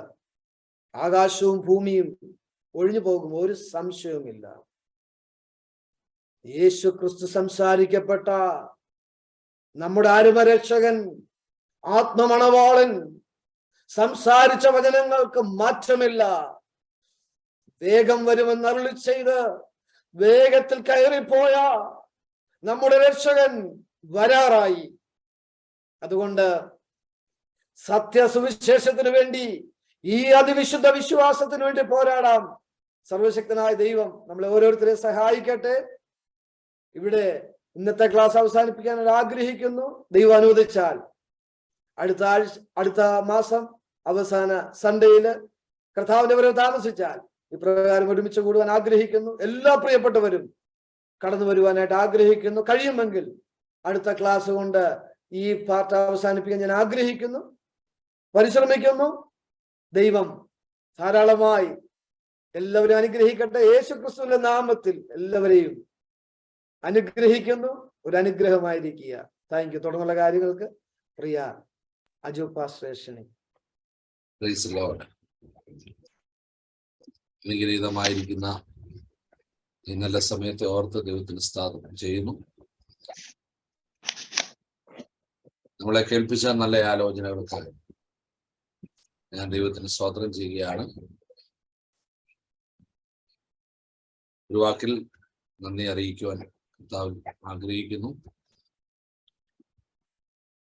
നമുക്ക് വേണ്ടതായ മാറ്റമില്ലാത്ത ദൈവത്തിന്റെ വചനം രാത്രി നമ്മളെ കേൾപ്പിച്ചത് ഓർത്ത് ഞാൻ ദൈവത്തിന് സ്തോത്രം ചെയ്യുന്നു. ആഭിചാരത്തിന്റെയും കൂടോത്രത്തിന്റെയും ഒക്കെ കാലഘട്ടമാണ് നമ്മൾ കണ്ടുകൊണ്ടിരിക്കുന്നത്. പക്ഷേ ക്വസ്റ്റ്യൻസ് ചോദിക്കാനായിട്ട് പറ്റുമോ എന്ന് ചോദിക്കുന്നു.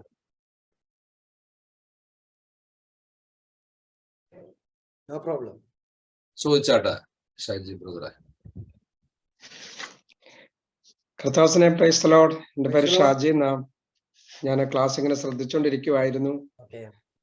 അതിനകത്ത് കുറച്ച് കൺഫ്യൂഷൻസ് കിടപ്പുണ്ട്. പാസ്റ്റർ പറഞ്ഞു വന്നതിനകത്ത് ഈ വിഷയം ഉണ്ടെന്നാണോ ഇല്ലെന്നാണോ, അതിനോട് നമ്മൾ വിശ്വസിക്കണമെന്നാണോ വിശ്വസിക്കേണ്ടതാണോ? ഇത് എന്റെ ആദ്യത്തെ ക്വസ്റ്റ്യന്. ഓക്കെ, അതായത് ആഭിചാരം ഉണ്ട്, ആഭിചാരം ഉണ്ട്. അത് ദൈവമക്കൾ അല്ലെങ്കിൽ ദൈവസഭ അതിനെ എങ്ങനെയാണ് കൈകാര്യം ചെയ്യേണ്ടത് എന്നാണ് നമ്മൾ പഠിച്ചു വരുന്നത്. ഇത് രണ്ടാമത്തെ ക്ലാസ് ആണ്. അടുത്ത ക്ലാസ്സിൽ ഇതിന്റെ കൺക്ലൂഷൻ പറയണമെന്നാണ് ഞാൻ ആഗ്രഹിക്കുന്നത്. ഇത് ഇന്നത്തെ ക്ലാസ്സിൽ ഇത് പറഞ്ഞത് ഇതുണ്ടെന്നാണ്. യേശുക്രിസ്തുവിന്റെ വചനം അതെങ്ങനെയാണ് പറയുന്നത്, ഇനിയും ദൈവമക്കൾ ഇതിനെ എങ്ങനെയാണ് അതിജീവിക്കേണ്ടത് എന്നാണ് നമ്മൾ ചർച്ച ചെയ്യുന്നത്. ഓക്കെ, രണ്ടാമത്തെ ക്വസ്റ്റ്യൻ. ഫസ്റ്റ് പറഞ്ഞു ഒരു ദേശത്ത് സഭ വളരാത്ത കാര്യം പറഞ്ഞു. പിന്നെ വീടുകളില് അല്ലെങ്കിൽ വസ്തുവിനകത്ത് തകിടിന്റെ വിഷയങ്ങളൊക്കെ പറഞ്ഞു. പിന്നെ ഇതിനു കാരണമില്ലെന്നാണ് പാസ്റ്റർ പറയുന്നത്. ഒരു സഭ ഒരു ദേശത്ത് അത് മനസ്സിലായി. അതായത് ആഭിചാര കർമ്മങ്ങൾ കൊണ്ട് ദൈവസഭയുടെ വളർച്ച തടയാൻ പറ്റത്തില്ല.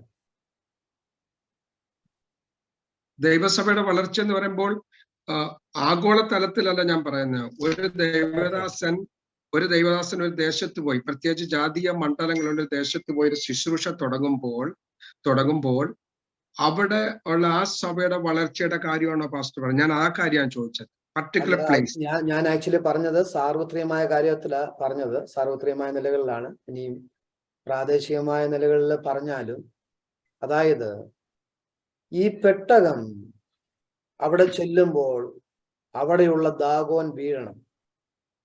അതാണ് ഈ പെട്ടകത്തിന്റെ ശക്തി എന്ന് പറയുന്നത്. ഏത് അന്ധകാരത്തിന്റെ നടുവിൽ ചെന്നാലും, പ്രാദേശികമായ തലത്തിലായിരുന്നാലും സാർവത്രികമായ തലത്തിലായിരുന്നാലും, ഈ പെട്ടകം അവിടെ ചെല്ലുമ്പോൾ ദാഗോൻ താഴെ വീഴണം. അതാണ് ഇതിന്റെ ശക്തി. പാസ്റ്റർ, ഞാനത് വിശ്വസിക്കുന്നു. ഓക്കെ, ഞാനത് വിശ്വസിക്കുന്നു. അത് തിയറി. പക്ഷെ പ്രാക്ടിക്കൽ സൈഡിൽ വരുമ്പോൾ നമ്മുടെ കണ്ണുകൊണ്ട് നാം കാണുന്നു.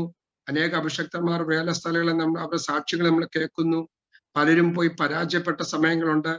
പലരും പോയി വർഷങ്ങൾ കാത്തിരുന്ന് 1, 2, 3, 4, 5 വർഷം എടുത്ത് പ്രാർത്ഥിച്ചും ഉപവസിച്ചും പോരാടിയും അതിന്റെ പ്രഖ്യാതങ്ങൾ അവരുടെ ശരീരത്തും കുടുംബത്തും അനുഭവിച്ചും അങ്ങനെ സഭ വളർന്നു വന്നവരുണ്ട്. അപ്പോൾ ഈ മാതിരിയുള്ള വിഷയങ്ങൾ ചിലർ പരാജയപ്പെട്ട് വിട്ടുപോയവരുണ്ട് ആ സ്ഥലങ്ങള്. അപ്പോൾ ഇങ്ങനത്തെ വിഷയങ്ങളുണ്ട്, നമുക്കില്ലെന്ന് പറയാൻ ഒക്കത്തില്ല. ശരിയാണ്, പറഞ്ഞത് ശരിയാണ്. പക്ഷെ അത് ആ വിശ്വാസം പരിശോധിക്കേണ്ടിയിരിക്കുന്നു. ഈ പറഞ്ഞ കാര്യം സത്യമാണ്. അത് വിശ്വാസത്തിന്റെ വിഷയം വിശ്വാസം മാത്രമല്ല പാസ്റ്റർ. ഞാനത് ധാരാളം കേട്ടിട്ടുണ്ട്. അത് എനിക്ക് പലരും തങ്ങളുടെ അനുഭവങ്ങൾ എന്നോടും പറഞ്ഞിട്ടുണ്ട്. പക്ഷെ അത് തിയറി എന്ന് പറഞ്ഞാൽ, വചനം എന്ന് പറഞ്ഞാൽ അതിന് ഒരു ഏരിയയിൽ ഒരു പ്രവർത്തനം, മറ്റേ ഏരിയയിൽ മറ്റൊരു പ്രവർത്തനം ഇല്ല. അതിന്റെ പ്രവർത്തനം എന്ന് പറയുന്നത് സാർവത്രികമായിട്ട് ഒന്നായിരിക്കും. അപ്പോൾ ഇങ്ങനെയുള്ള പൈശാചികമായ ചില പ്രവർത്തനങ്ങൾ എല്ലാ സ്ഥലങ്ങളിലും ഉണ്ടാകുന്നുണ്ട്. പക്ഷേ ആ പൈശാചിക ശക്തികൾ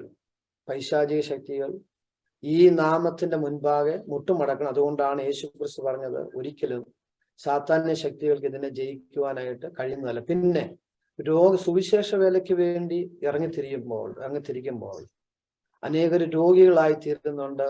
അനേകര് പല നിരകളിൽ കഷ്ടപ്പെടുന്നുണ്ട്, നഷ്ടങ്ങൾ ഉണ്ടാകുന്നുണ്ട്. അതെല്ലാം സ്വാഭാവികമാണ്. അതൊരിക്കലും മന്ത്രവാദം ചെയ്തുകൊണ്ടാണ് എന്ന് കരുതരുത്, അങ്ങനെ ചിന്തിക്കരുത്. അതല്ല, വിശുദ്ധ പുസ്തകത്തിൽ മറ്റു പല കാര്യങ്ങളും അതിനെക്കുറിച്ച് പറയുന്നുണ്ട്. അത് നമ്മുടെ ഇവിടുത്തെ ചർച്ചാ വിഷയമല്ലാത്തതുകൊണ്ട് ഞാനത് സംസാരിക്കാൻ ആഗ്രഹിക്കുന്നില്ലെങ്കിലും പ്രവർത്തന മണ്ഡലങ്ങളെ കുറിച്ച് പറയുന്ന ചില കാര്യങ്ങൾ ഇതിന് ശേഷമായിട്ട്, ഈ ക്ലാസ് നമ്മുടെ ഈ മന്ത്രവാദ ചൂഷണത്തിന് ശേഷമായിട്ട് അതിനെക്കുറിച്ച് നമ്മൾ വിശകലനം ചെയ്യുന്നുണ്ട് പിന്നീട്. പാസ്റ്റർ, ഞാൻ വിശ്വസിക്കുന്നു വചനത്തിന്റെ മുമ്പിൽ, അഭിഷക്തന്റെ മുമ്പിൽ ഒരു സാധാന്യ മണ്ഡലം ജയിക്കരുത്. കർത്താവിന്റെ നാമത്തിന്റെ മുമ്പിൽ അന്ധകാര ശക്തിയിൽ മുട്ടുമടക്കണം. ഇതെന്റെ വിശ്വാസവും ഞാൻ കൊതിക്കുന്നതും ആഗ്രഹിക്കുന്ന ശുശ്രൂഷം ഇതാ. പക്ഷേ ഇപ്പം തന്നെ നോക്കിക്കോ, പാസ്റ്ററിന് ഇവിടെ പറഞ്ഞു സാധാന്യ മണ്ഡലങ്ങൾ അഭിഷക്തന്മാർക്ക് അവരെ തെറ്റിദ്ധരിപ്പിക്കാനും നശിപ്പിക്കാനും പിന്നെ പ്രശ്നങ്ങൾ കൊണ്ടുവരാനും ആവോളം ശ്രമിക്കുന്നുണ്ടെന്ന്. ഇത് ഒരുപാട് നടക്കുന്നുണ്ട്. അത് നിമിത്തം നോക്കി വാക്തത്വമുള്ളവര്, ശുശ്രൂഷയുള്ളവർ പോലും ആയുസ് ശേഷിപ്പിക്കാതെ പല നിലയിൽ മാറ്റപ്പെട്ടു പോകുന്നുണ്ട്. നമ്മൾ കണ്ണോട്ട് പ്രത്യേകിച്ച് കേരളത്തിൽ നടന്നുകൊണ്ടിരിക്കുന്ന വിഷയം. ഒരു കാര്യം ഞാൻ പറഞ്ഞോട്ടെ. നമ്മൾ ഈ ആയുസിന്റെ മധ്യേ എടുക്കപ്പെടുക എന്ന് പറയുമ്പോൾ അതാ ഞാൻ പറഞ്ഞത്, ഒത്തിരി കാര്യങ്ങൾ നമുക്ക് ഇതിന്റെ ബാക്കിലുണ്ട്. പെട്ടെന്ന് കയറി ഒരു കാര്യങ്ങൾ നമുക്കത് പറയാനായിട്ട് പറ്റത്തില്ല. ഒരു കാര്യം ഞാൻ പറയാം. ഈ മധ്യാസിന്റെ മധ്യത്തെ കാര്യം പറയാം. ഏറ്റവും ശക്തമായി കർത്താവിന്റെ നാമത്തിന് വേണ്ടി ഉപയോഗിക്കപ്പെട്ട ഒരു വ്യക്തിയാണ് ഏലിയാവ്. ഏത് നിലകളിൽ ചിന്തിച്ചാലും ആ സമയത്ത് ഏലിയാവിനെ അവിടെ നിന്ന് എടുക്കാൻ പാടില്ലായിരുന്നു. കാരണം ഇസ്രായേലിന്റെ അവസ്ഥ അതായിരുന്നു. പക്ഷേ ഏലിയാവിനെ ദൈവം എടുത്തു, ഏലീശയെ ശുശ്രൂഷ ഏൽപ്പിച്ചു എന്ന് പറഞ്ഞാൽ ശുശ്രൂഷയ്ക്ക് ഒരു ടൈം ദൈവം വെച്ചിരിക്കുക. ചിലപ്പോൾ അത് 1 വർഷമായിരിക്കും, 2 വർഷമായിരിക്കും, 10 വർഷമായിരിക്കും, 50 വർഷമായിരിക്കും. അത് നമുക്കറിയത്തില്ല. ആ ശുശ്രൂഷ തികയുന്ന സമയത്ത്, ആ സമയം തികയുന്ന സമയത്ത് ദൈവം എടുത്തിരിക്കും. മുമ്പോട്ട് ദൈവം 1 സെക്കൻഡ് പോലും കൊടുക്കത്തില്ല. അപ്പൊ അങ്ങനെ ലോകത്തിൽ നിന്ന് മാറ്റപ്പെടുന്നവരുണ്ട്. പക്ഷെ പൊതുവെ ചിന്തിക്കുമ്പോൾ എന്തുകൊണ്ട് ഇങ്ങനെ സംഭവിച്ചു? ദൈവം എടുത്തതാണോ? പിശാച് തകർത്ത് കളഞ്ഞതാണോ? 1000 ചിന്തകളുണ്ട്. അത് നമുക്ക് ക്ലിയർ ചെയ്യണമെങ്കിൽ വേറെ പല ഭാഗങ്ങളും ദൈവവചനത്തിൽ നിന്ന് പഠിക്കേണ്ടതായിട്ടുണ്ട്. അതതിന്റെ കാര്യം. അപ്പം ആ ന്യായമായ ചോദ്യങ്ങളാണ് ചോദിക്കുന്നത്. എനിക്കതിന് 100% സന്തോഷം. ഞാന് ആത്മീയ കോളത്തിൽ നിന്നുകൊണ്ട് എക്സ്പീരിയൻസ് ചെയ്യുന്നതും ഒക്കെ ഞാനൊരു എന്താ പറയുക, സാധാ ഒരു ചർച്ച് ഗോയിങ് പെന്തക്കോസ്റ്റ് വിശ്വാസത്തിൽ എനിക്ക് ഇഷ്ടമല്ല. ഞാനൊരു ആത്മമണ്ഡലത്തെ കൊതിക്കുന്നതും ആ ശുശ്രൂഷ ആഗ്രഹിക്കുന്നതും ആ തലത്തിൽ സഭ, ഞങ്ങളുടെ ഇവിടുത്തെ സഭ മുന്നോട്ട് നയിക്കുന്ന ഒരു വ്യക്തിയാണ് ഞാനും എന്റെ കൂടെ നിൽക്കുന്നവരും. അപ്പോൾ കുറച്ചുകൂടെ എനിക്കറിയാം. അതിന്റെ ബേസിലാണ് ഞാൻ പറയുന്നത്. അതുകൊണ്ട് ഞാൻ observed what is going on in the spiritual realm. പിന്നെ പാസ്റ്റർ പറഞ്ഞു, തകിടിന്റെ വിഷയങ്ങൾ പറഞ്ഞു, പിന്നെ ആഭിചാരത്തിന്റെ വിഷയങ്ങൾ പറഞ്ഞു. ആക്ച്വലി ഇങ്ങനെ ഒരു കാര്യം ഇല്ലേ? ഉണ്ട്. അതായത് തകിട് ഒന്നല്ല, 100 കണക്കിന് ഇടുന്നുണ്ട്. പക്ഷേ യേശു ക്രിസ്തുവിൽ വിശ്വസിക്കുന്ന എന്ന് പറഞ്ഞാൽ സത്യ വിശ്വാസത്തിൽ നിൽക്കുന്ന ഒരു വ്യക്തിയുടെ ഭവനത്തിൽ തകിടിട്ടിട്ടുണ്ടെങ്കിൽ ഒന്നുകിൽ അന്നോ അല്ലെങ്കിൽ താമസം വിന അതിന്റെ റിസൾട്ട് ഇടുന്നവൻ അറിയണം. അതാണ് നമ്മുടെ ശക്തിയുടെ പവർ. നമ്മളല്ല അറിയണം. ഫാസ്റ്റർ സമ്മതിച്ചു, ഞാൻ എഗ്രി ചെയ്യുന്നു. അത് അങ്ങനെ തന്നെ സംഭവിക്കണം. ഇപ്പൊ ഞാൻ ഇനി ഒരുത്തൂടെ പറയാം. പാരമ്പര്യ കുടുംബത്തിന്റെ മണ്ഡലത്തിൽ നിന്ന് വിശ്വാസത്തിലേക്ക് വന്ന ശുശ്രൂഷയിലും ആത്മമണ്ഡലത്തിലും എനിക്ക് വ്യക്തമായി അറിയാവുന്ന വ്യക്തിത്വങ്ങളുണ്ട്. എന്നെക്കാളൊക്കെ ഫാർ ബെറ്റർ ആയിട്ട് സ്പിരിച്വൽ ലൈഫ് മുന്നോട്ട് കൊണ്ടുപോകുന്ന പ്രാർത്ഥന ലൈഫ്. അപ്പം നമ്മളും ഒരു തമാശ പറഞ്ഞാൽ പോലും അങ്ങനെ പറയരുത്, ഒരു അഭിഷക്തന് ചേർന്നയല്ല എന്ന് പോലും പറയുന്ന തലത്തിൽ നിൽക്കുന്ന വ്യക്തികൾക്ക് ഈ വിട്ടുപോകുന്ന പാരമ്പര്യത്തെ മണ്ഡലത്തിൽ നിന്നുള്ള ഭയങ്കര പ്രശ്നങ്ങൾ ഫേസ് ചെയ്യുന്നുണ്ട്. ഞാൻ പലപ്പോഴും ചോദിക്കാറുള്ളത്, എന്തുകൊണ്ട് അവരിൽ അങ്ങനെ സംഭവിക്കുന്നു? എന്തുകൊണ്ട് അങ്ങനെ ക്യാരക്ടർ ചേഞ്ച് സംഭവിക്കുന്നു? എന്തുകൊണ്ട് ആ ഭയം വരുന്നു? അപ്പോൾ അതിന്റെ ഒരു ആഫ്റ്റർ എഫക്റ്റ് എന്നവണ്ണം പാസ്റ്റർ ദേവദാസനെ അങ്ങനെ ജീവിതത്തിൽ ഞാൻ പ്രാക്ടിക്കൽ സൈഡായി പറയുന്നത്, എക്സ്പീരിയൻസ് ചെയ്യുന്ന നല്ല ആത്മീകരെന്ന് എനിക്ക് വ്യക്തമായി ലൈഫ് അറിയാവുന്നതുകൊണ്ട് ഞാൻ പറയുക. അല്ലാതെ മറ്റൊരു വശം ജീവിതത്തിൽ ഉണ്ടെന്ന് പറയാൻ ഒന്നുമില്ലാത്ത നിലയിൽ അങ്ങനെയുള്ള വ്യക്തികള് അതിന്റെ ആഫ്റ്റർ എഫക്റ്റ് എന്നപോലെ ലൈഫിൽ ഫേസ് ചെയ്യുന്നുണ്ട്, ഞാൻ കാണുന്നുണ്ട്. വൈ? അതിനെ വെട്ടി പ്രാർത്ഥിക്കുന്നുണ്ട്, അതിനെ ശാസിക്കുന്നുണ്ട്. ദൈവം കൊടുത്ത അഭിഷേകത്തിൽ നിന്നുകൊണ്ട് ആത്മതലത്തിൽ നിന്നുകൊണ്ട് ഒക്കെ അതിനെ ഫൈറ്റ് ചെയ്യുന്നുണ്ട്. എന്നുവെച്ചാൽ ഒരു ദിവസം 2, 3, 4 മണിക്കൂറല്ല, അപ്പുറമായിട്ട് പ്രാർത്ഥിക്കുന്നുണ്ട്. എന്നിട്ടും ലൈഫിൽ ഇതിന്റെ ആഫ്റ്റർ എഫക്റ്റ് പേഴ്സണൽ ലൈഫിൽ അവർ ഫേസ് ചെയ്യുന്നുണ്ട് പാസ്റ്റർ. തീർച്ചയായിട്ടും നമ്മള് ഈ ലോകത്തിൽ ജീവിക്കുമ്പോൾ പൈശാചികമായ ലോകത്തിലാണ് നമ്മൾ ജീവിക്കുന്നത്. അപ്പോൾ സാത്താന് പ്രവർത്തിപ്പാനായിട്ട് ദൈവം ചില അധികാരങ്ങൾ കൊടുത്തിട്ടുണ്ട്. ആ നിലകളിൽ സാത്താൻ പ്രവർത്തിക്കുന്നുണ്ട്. അതിന്റെ തിക്താനുഭവങ്ങളെല്ലാം ദൈവസഭയ്ക്കുണ്ടാകും എന്നുള്ള കാര്യത്തിൽ യാതൊരു സംശയവുമില്ല. നമ്മൾ ഇവിടെ സംസാരിക്കപ്പെട്ടത് മന്ത്രവാദം കൊണ്ട് ദൈവസഭയെ ഒന്നും ചെയ്യാൻ പറ്റത്തില്ല. അതാണ് നമ്മൾ മൊത്തത്തിൽ ഞാൻ എഗ്രി ചെയ്യുന്നു. മൊത്തത്തിൽ ഞാൻ എഗ്രി ചെയ്യുന്നു. അത് ഞാൻ പറയുന്നത്. പിന്നെ ഇതിന്റെ ബാക്കി കുറെ കാര്യങ്ങളോടുണ്ട്. അത് നമുക്ക് ദൈവം അനുവദിച്ചാൽ അടുത്ത ക്ലാസ്സിൽ നമുക്ക് ചർച്ച ചെയ്തിട്ട് പിന്നെ നമുക്ക് സംസാരിക്കാം. അപ്പം കുറെ കൂടെ ഒരു ക്ലാരിഫിക്കേഷൻ ഉണ്ടാകും. ഞാൻ ഒരു ക്വസ്റ്റ്യനോട് ചോദിക്കാം ദേവാസന. ഇപ്പോഴും എന്നോട് തന്നെ ചോദിക്കുന്ന, എന്നെ ഭയങ്കര വറിയാക്കുന്ന, അല്ലെങ്കിൽ എന്നെ ഒത്തിരി ഡിസപ്പോയിന്റ് ഇടുന്ന ഒരു ക്വസ്റ്റ്യനാണ്. ഈ പറഞ്ഞ പോലെ പാരമ്പര്യ മണ്ഡലത്തിൽ നിന്ന് ടോട്ടലി വിട്ട് അതുമായിട്ട് യാതൊരു തരത്തിലുള്ള ബന്ധത്തിനും പോകാതെ കർത്താവിനെ ആരാധിച്ചും സ്തുതിച്ചും ആത്മമണ്ഡലത്തിൽ നിൽക്കുന്ന, ആരാധിക്കുന്ന ഒരു ദൈവ പൈതൽ, അഭിഷക്തര, കർത്താവിന്റെ രക്തത്തിന്റെ ശക്തി. ഞാൻ ചോദിക്കുന്ന ഒരു പക്ഷേ ഇച്ചിരി അധികമാണ്, എനിക്കറിയത്തില്ല. കർത്താവ് ഞാൻ ചോദ്യം ചെയ്യുമൊന്നുമല്ല. പക്ഷെ എൻ്റെ ആത്മീയത്തെ വലിയൊരു ഡൗട്ടാണ് ഇത്. ഞാൻ പലരും ചോദിക്കാറുണ്ട്, എങ്ങനെ അങ്ങനെയുള്ള വ്യക്തികൾ ആക്രമിക്കപ്പെടുന്നു? അതാണ് ഞാൻ അതിനെക്കുറിച്ച് ഒരു കാര്യം പറയാം. ഞാൻ പറഞ്ഞത്, നമ്മളിപ്പം ഈ നിലകളിൽ ദൈവവചനം വിവിധ നിലകളിൽ പഠിച്ചുകൊണ്ടിരിക്കുകയാണ്. അപ്പം ഇതിനോടനുബന്ധിച്ച് ഒത്തിരി കാര്യങ്ങൾ നമ്മൾ ബൈക്കിൽ അറിയേണ്ടതായിട്ടുണ്ട്. നമ്മളിപ്പോൾ ആ ഒരു ഇതിലേക്കല്ല പോകുന്നത്. നമ്മൾ സത്യം പറഞ്ഞിട്ടുണ്ടെങ്കിൽ ചില ഏരിയയിലോട്ട് മാത്രം ജമ്പ് ചെയ്ത് പോവുകയാണ്. കാരണം ഫാസ്റ്റായിട്ട് ഈ ദുരുപദേശങ്ങൾ വ്യാപരിക്കുന്നത് കൊണ്ട് അതിൽ നിന്നൊരു എസ്കേപ്പ് ദൈവമക്കൾക്ക് ഉണ്ടാകുന്നതിന് വേണ്ടിയുള്ള ഒരു ഓട്ടമാണ് ചെയ്യുന്നത്. ഇതിനെക്കുറിച്ചുള്ള ഡീറ്റെയിൽ ആയിട്ടുള്ള കാര്യങ്ങൾ നമുക്ക് പേഴ്സണലാണെങ്കിൽ കോളേജ് മുഖാന്തരം നമുക്ക് ചർച്ച ചെയ്യാൻ കുഴപ്പമില്ല. അത് നമുക്ക് സ്റ്റഡി ചെയ്യാം. ഓക്കെ, ഇതിനെക്കുറിച്ച് ഞാൻ ഒരു കാര്യം പറയാം.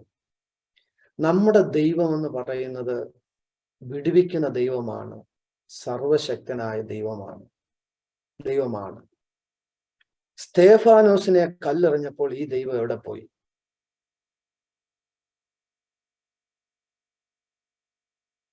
ഒരിക്കലും ഒളിവിൽ പോയിട്ടില്ല. സ്തേഫാനോസ് സർവശക്തനായ ദൈവത്തിന് വേണ്ടി നിലനിന്ന് യേശു ക്രിസ്തുവിന്റെ സാക്ഷിയായി, രക്തസാക്ഷിയായി ഈ ഭൂമിയിൽ നിന്ന് മാറ്റപ്പെടേണ്ടതായിട്ടുണ്ടായിരുന്നു. അതുകൊണ്ട് ആ നിലകളിൽ പോകാനുള്ള എല്ലാ കൃപകളും ദൈവം കൊടുത്തിരുന്നു. ലോകം മനസ്സിലാക്കി ക്രിസ്തുവിന് വേണ്ടി ജീവിക്കുവാൻ മാത്രമല്ല മരിപ്പാനും ആൾക്കാരുണ്ടെന്ന്. അത് ഇന്നും മനസ്സിലാക്കും, ഇന്നലെയും മനസ്സിലാക്കിയിട്ടുണ്ട്, നാളെയും മനസ്സിലാക്കും. അപ്പോൾ അങ്ങനെ ഒരു പ്രോസസ് അവിടെ നടക്കാനുള്ള കാരണം ആ നിലകളിലുള്ള ദൈവീയ ഇടപെടൽ സംഭവിക്കുന്നതിന് വേണ്ടിയാണ്. പക്ഷെ ഇതുകൊണ്ട് ഈ ശക്തമായ പീഡനങ്ങൾ അവിടെ നടന്നതുകൊണ്ട്, ശക്തമായി ദൈവസഭ ഉപദ്രവിക്കപ്പെട്ടതുകൊണ്ട് അവിടെ പല തിയറികൾ ഉണ്ടായി. അതിലൊരു തിയറിയാണ് ദൈവത്തിനും പിശാചിനും തുല്യ ശക്തിയാണ്, അതുകൊണ്ടാണ് ഇങ്ങനെ സംഭവിക്കുന്നത്. അടുത്ത തിയറി അവിടെ ഉണ്ടായത് ദൈവത്തിനേക്കാളും ശക്തി കൂടുതലാണ് പിശാചിന്, അതുകൊണ്ടാണ് ഇങ്ങനെ സംഭവിക്കുന്നത്.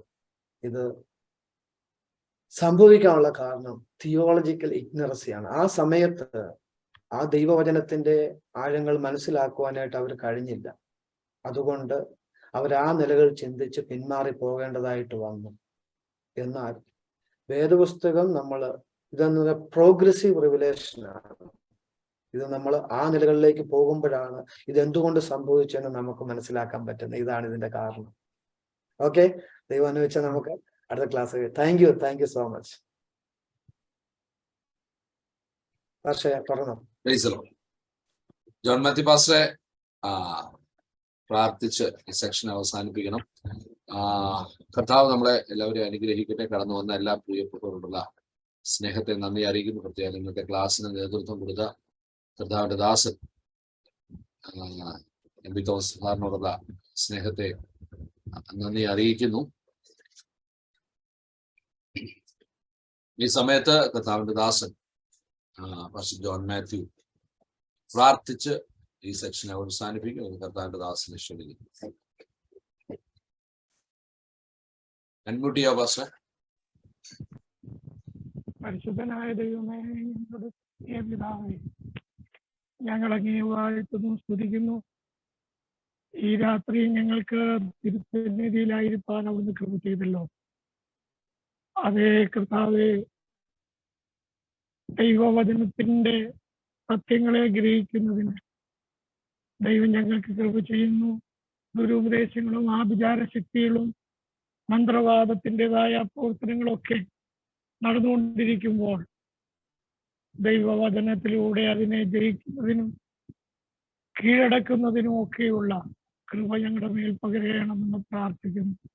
ഈ സെമിനാർ, ഈ ക്ലാസ് നയിക്കുവാൻ കർത്താവിന്റെ ശ്രേഷ്ഠദാസനെ ബലപ്പെടുത്തുക. സ്തോത്രം.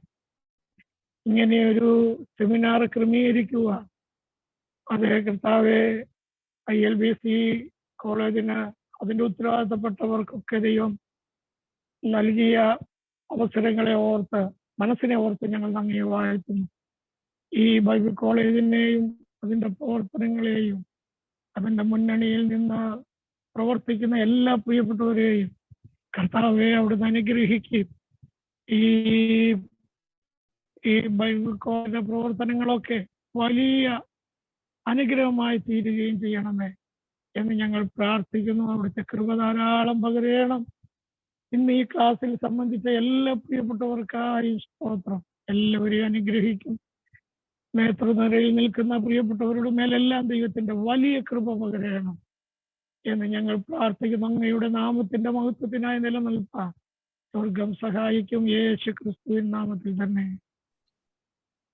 പിതാവായ ദൈവത്തിന്റെ സ്നേഹം, പുത്രനായ ക്രിസ്തുവിന്റെ കൃപ, പരിശുദ്ധാത്മാവിന്റെ അധിവാസം ഓർത്ത് പ്രാർത്ഥിക്കപ്പെട്ട സകല വിഷയത്തിനു മേൽ, ഈ ക്ലാസ്സിൽ പങ്കെടുത്ത പ്രിയപ്പെട്ടവരുടെ മേൽ, ശുശ്രൂഷ കർത്താവിന്റെ ദാസന്മാരുടെ മേൽ ഇപ്പോഴും എന്നേക്കും കർത്താവിന്റെ രണ്ടാമത്തെ പ്രത്യക്ഷത വരെ ഉണ്ടായിരിക്കുമാറാകട്ടെ. രാത്രി നമുക്ക് ജയം നിന്ന ദൈവത്തിന് കരമുയർത്തി ഹല്ലേലൂയ പാടാം. Hallelujah, hallelujah, hallelujah. കർത്താവായ യേശുവേ വരണമേ. കർത്താവ് നമ്മളെല്ലാവരെയും സഹായിക്കട്ടെ. കടന്നു വന്ന എല്ലാവരോടും ഇന്നേ സ്നേഹത്തെ അറിയിക്കുന്നു. അടുത്ത ക്ലാസ് ഫെബ്രുവരി 26 ഞായറാഴ്ച ഉണ്ടായിരിക്കുന്നതാണ്. മറ്റുള്ളവരെ കൂടെ ക്ഷണിക്കുക. God bless you. Thank you.